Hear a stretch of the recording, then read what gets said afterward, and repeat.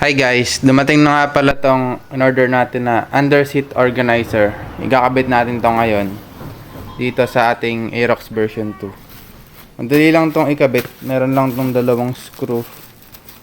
Yun nga lang, kailangan nating magbutas ng seat sa version 2 dahil sa version 1 meron na siya naka-ready.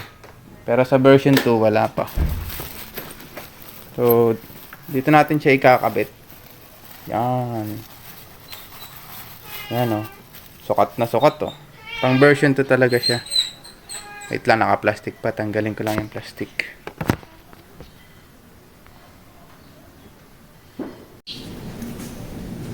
Yan. Kakabit na natin tong organizer.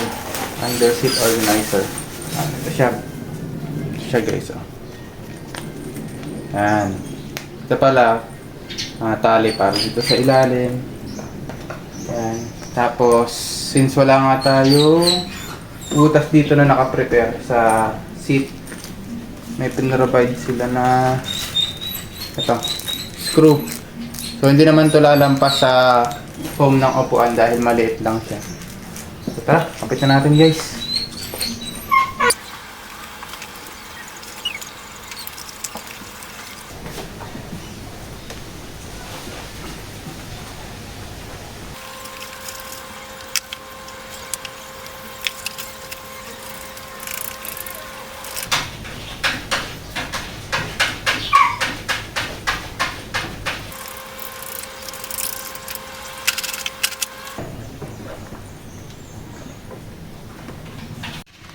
Yan, okay na guys. Nakakabit na. Meron lang siyang dalawang screw maliit. Hindi naman lalampas sa upuan. Yan.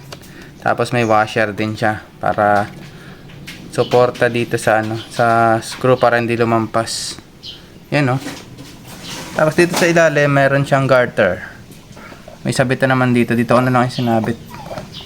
Tapos para lang hindi gumalaw-galaw. Ayan oh. Oh, di ba? Okay na siya. Ganun lang siya kasimple. Dalawang screw, isang rubber. Yan, meron ka ng organizer. So, lalagyan na natin itong mga kalat na to. Wala na tayong kalat dito. Lagay ko lang to guys. Tapos, yun. Okay na. Thank you guys. Bye bye.